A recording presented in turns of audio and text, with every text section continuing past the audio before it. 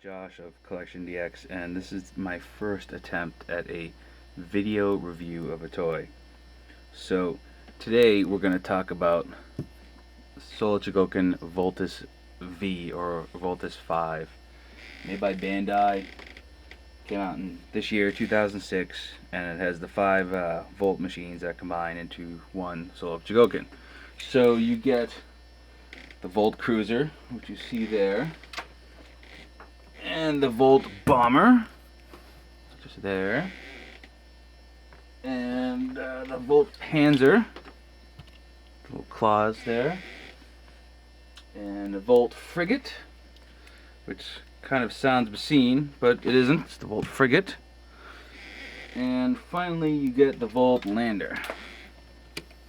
Volt, there we go. So those are all the parts to the Voltus V, Voltus 5, whatever you want to call it. It's very cool. It's simple to transform. It's got a lot of neat little gimmicks. There's a good amount of metal in it. I'm going to run you through each vehicle's gimmick, and then I'll show you the transformation and some of the accessories. Alright, first we have the Volt Machine Volt Cruiser. So this is the head unit. It's kind of tiny.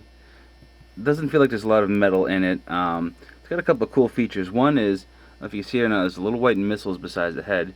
You kind of tilt down and they come out. You tilt back and they slide in. Also, the cockpit opens, and there's a little pilot in there. The landing gear, the front landing gear is metal and it retracts, and the side ones are plastic and those retract too. There's also a set of blades that attach to the wings, but you're basically looking at something like that, and they just snap on and off really easily. This is the Volt Bomber. This is the unit that makes up the upper arms. The only metal on it are this area up here and the landing gear. The landing gear is actually pretty interesting because the centerpiece is metal, and it folds up, but all these other pieces are actually pieces that just come right off, and they don't fold in or anything when they become part of Voltus 5. They actually just go on the display stand, and the cockpit doesn't open. It's pretty much just this. It should be noted that the wing plastic is really kind of flimsy. You can just kind of bend it. I mean, it won't break, but it's like a really soft plastic. The Volt Panzer is the tank unit. It makes up the chest, and there's a ton of metal in this. Basically, the whole blue area here is all metal. You have 2 claws, and the claws close, and they retract into the body, and then they fold in. There's also the cockpit has this little door that opens, but there's really no reason. I don't understand why, but it opens. The tank treads are, of course, rubber, and the whole unit bends for the assembly. There's a couple little doors that open, and I'll explain what those do later on. But yeah, mostly metal on this piece. It's a nice, solid feeling tank. It's pretty cool. Alright, the Volt Frigate. It's probably one of my favorite vehicles of the set. There's a lot of metal. The whole foot area and part of the torso is metal, and it's really solid. It has kind of a couple of cool gimmicks too. One of which, well, first of all, the landing gear folds up, and you have these towers that, when you transform them, will pop into place, and they're released by the press of a button. That's kind of sweet. These can fold up, and the landing gear on the bottom will fold up.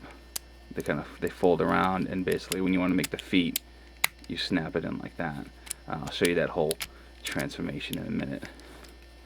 But pretty solid. It's a nice piece. Still no opening cockpit on these units, but it's really nice. Also, it has this kind of a cool Bandai joint thing that Tatsujin had, where it kind of comes out a little bit. You can see the metal connector piece, and you kind of can push it in. I'm not quite sure why, but it adds for a little more flexibility in some poses. Volt Frigate. And then Volt Lander, of course, makes up the feet. The feet parts are metal, the red parts, everything else is plastic. The wheels are spring loaded. The ankles are here, so you have a little bit of range of motion, and these doors open up to reveal missiles that don't shoot, unfortunately. Probably for safety standards, but I mean, come on, we all miss the firing gimmicks. Let's get real. These things should shoot. The antennas can bend down pretty easily. They're made out of a softer rubber, so they not really have to worry about breaking them, and they're not going to fly off on you. Of course, it rolls freely. So we're going to start now. I'll just start the transformation here, and we'll work up to the combined voltage unit.